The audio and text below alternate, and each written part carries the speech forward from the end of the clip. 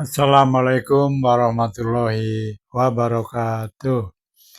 Saudara-saudara sekalian, di video ini saya ingin mereaction ceramah daripada Kiai Haji Sas. Sas itu singkatan dari Said Agil Siroj ya. Jadi Kiai Haji Sas. Beliau di dalam ceramahnya bercerita tentang sejarah Islam ya, dan bercerita atau berceramah tentang khususnya Al-Quranul Karim ya, dari pencetakan dari awal dibuat Al-Quran sampai disempurnakan lagi, sampai disempurnakan lagi, sampai disempurnakan lagi, sampai sempurna seperti yang kita baca saat ini. Jadi Al-Quran itu tidak langsung sempurna dari zaman Nabi ya, belum sempurna. Nah itu disempurnakan oleh ulama-ulama besar, ulama-ulama yang bahkan bukan dari orang Arab atau bahkan tidak mungkin dari orang Yaman. Orang Yaman tahu apa. Nah, Al-Quran yang kita baca saat ini itu Al-Quran sudah disempurnakan. Saya bertitik berat kepada cerita yang disampaikan oleh Kiai Haji Said Agil Siroj itu berdasarkan fakta alias faktual, tidak ngarang-ngarang, tidak kayak si Rizik Syihab kan, dia ngarang-ngarang, dia nggak tahu sejarah apa-apa, tapi dia bercerita sejarah Sunda di depan orang Sunda ya, di depan orang banyak, salah lagi. Nah, selang beberapa hari dia akan membuat video permintaan maaf ya, karena sudah salah menceritakan tentang sejarah orang Sunda. Rizik Syihab itu nggak tahu apa-apa, nggak ngerti sejarah, bahkan lagi cerita sejarah orang Jawa di Jawa Timur, salah juga. Untungnya orang Jawa Timur nggak nuntut minta maaf nih, nggak kayak orang Sunda, orang Banten menuntut minta maaf. Rizik Syihab minta maaf karena telah melakukan kesalahan. Beda kalau Kiai Haji Said Agil Siroj ini, beliau memang orang pintar, orang cerdas, sangat cerdas, aku jenius. Kalau cuma cerita sejarah itu enteng itu, dan itu benar, runut sekali, benar, dan fakta. Untuk itu ayo kita saksikan bersama video berikut ini.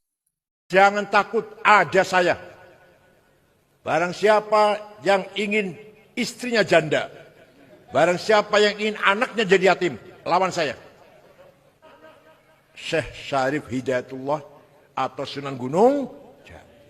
Dari Sunan Gunung Jati itu dari ibu cucu Prabu Siliwangi.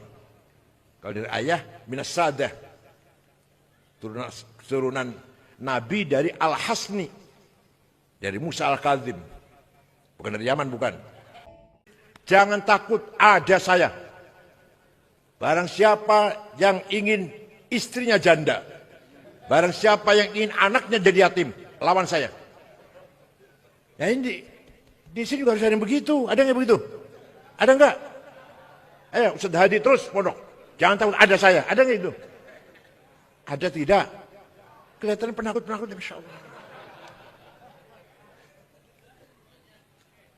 Negara juga harus ada TNI kan? Harus ada TNI yang siap mempertahankan negara. Sayyidina Umar itu contohnya. Jangan takut. Semua perjuangan butuhkan benteng. Nah, ini sama dengan cerita masuk Islamnya Prabu Siliwangi, Pangeran Pamanah Rasa. Mendengar ada agama Islam di Rengas Dengklok, Kerawang. Disebarkan, diajarkan oleh Syekh Hasanuddin, orang Cina, dari Cina itu. Karena dia kiroah ahli qori, maka disebut Syekh Qura. Berangkatlah Prabu Siliwangi menuju Kerawang, saya bunuh. Sampai di sana ada santrinya lagi baca Quran. Suaranya merdu, lagunya enak. Dilihat perempuan kutilang, kuning tinggi langsing. Ini di Bojong Sari jarang ini. Kalau sebaliknya banyak, saya jamin banyak kalau sebaliknya. gembrot pendek, hitam banyak kalau Bojong Sari. Pangeran Pamanarasa jangankan akan membunuh Syekh Kuro, malah klepek-klepek, jatuh cinta. Syekh, untuk saya saja, saya kawin. Ya silakan. Tapi ente harus masuk Islam. Masuk Islam gak apa-apa. Bersyahadat masuk Islam. Terjadi pernikahan antara Prabu Siliwangi dengan Subang Larang, anaknya Ki Gede Tapa, Bandar Pelabuhan Cirebon, kepala Bandar Pelabuhan Cirebon. Konon katanya Prabu Siliwangi Islamnya nggak serius, nggak begitu serius lah. Tapi nanti punya anak 3. 1, Syekh Rahmatullah yang terkenal dengan panggilan Prabu Kian Santang, yang kuburnya di Gunung Gadog, Garut. Ini nggak tahu ya, sejarah ini nggak tahu. Masya Allah, tapi kalau dongeng yang lainnya apal-apal. Yang menyebarkan Islam seluruh masyarakat Sunda Parahyangan. Itu jasanya Syekh Rahmatullah Prabu Kian Santang. Yang kedua, Syekh Somadullah yang akan jadi Bupati Cirebon. Sakti orangnya. Terkenal dengan panggilan Ki Kuwu Cirebon.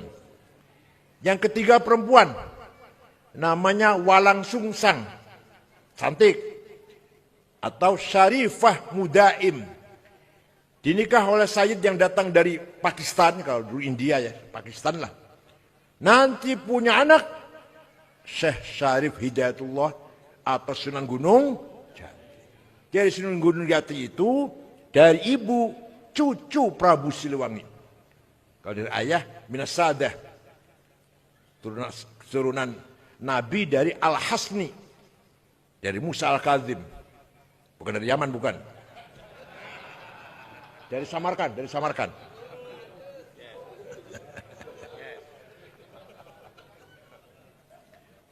Nah, para sahabat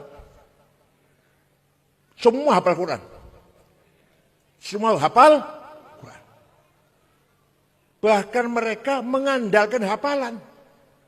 Tidak mengandalkan tulisan. Rata-rata nggak bisa nulis. Hafalan. Bahkan tidak ada satu sahabat pun yang punya tulisan lengkap. Tulisan Quran lengkap. Ada sahabat A punya surat Yasin. Ada sahabat B punya surat Baqarah. Ada sahabat C surat Kahfi. Nggak ada sahabat punya tulisan Quran lengkap. Nah, setelah zaman Sayyidina Umar bin Khattab radhiyallahu anhu, mulai ada perintah mempersatukan, mengumpulkan tulisan Quran berserak-serak itu. Muawiyah bin Sufyan, itu kutab lah, ya orang yang bisa nulis-nulis lah. Dah, mulai ada Quran dan tulisan. Setelah zaman Sayyidina Utsman, ternyata satu kota dengan kota yang lain baca Qurannya beda-beda. Maka Sayyidina Utsman punya keputusan, kita satukan tulisan Quran.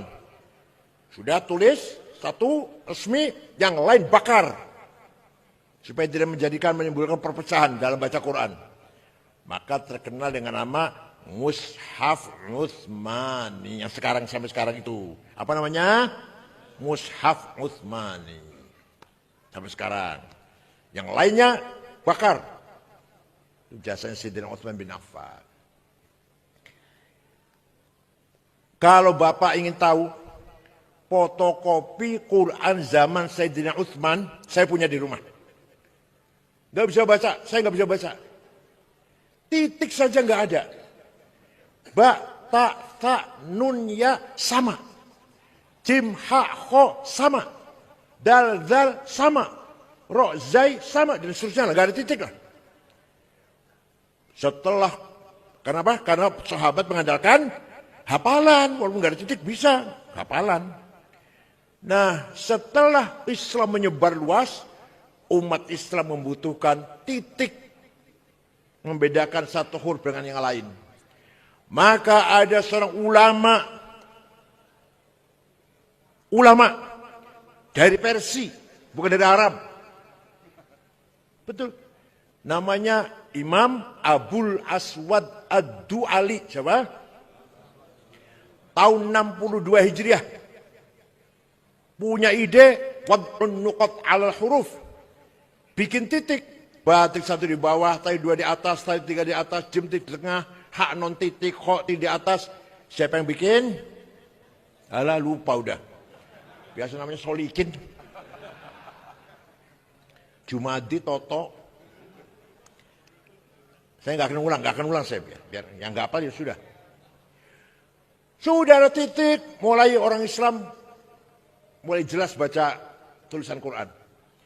Tapi masih banyak yang salah. Setelah semakin meluas umat Islam. Maka ada seorang ulama ajam, bukan orang Arab. Bukan orang Yaman, bukan. Ngarang gagas fathah, domah, kasroh, fathaten, domaten, kasroten, tasdid, sukun.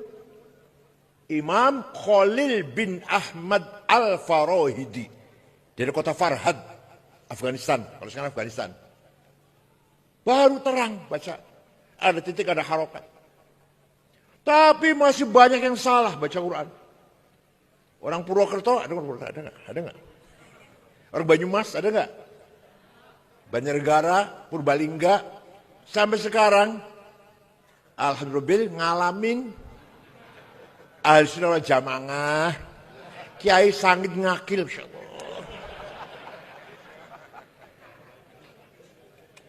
Itu berarti keluarnya huruf dari tenggorokan nggak benar. Makhraj. Maksudnya apa namanya? Keluarnya huruf, keluarnya suara.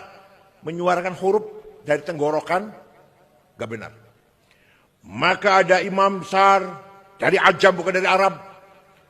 Betul, saya tanggung jawab ngomong ini, saya tanggung jawab ngomong gini. Dikira namanya Imam Abu Ubaid Qasim bin Salam, wafat tahun 224 Hijriah, bikin ilmu tajwid tilawatil Quran. Ilmu memperbaiki baca Quran. Ilmu taj. Baru ada terminologi idhar, ikhfa, idgham, iqlab, qalqalah, mad lazim, mad tabi'i, mad jaiz, dan seterusnya. Huruf halak, huruf elat, apa huruf?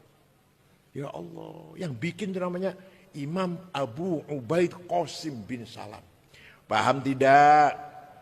Nah, kita bersyukur pesantren Darul Fikr ini mewajibkan tahfidzul Quran. Ini luar biasa.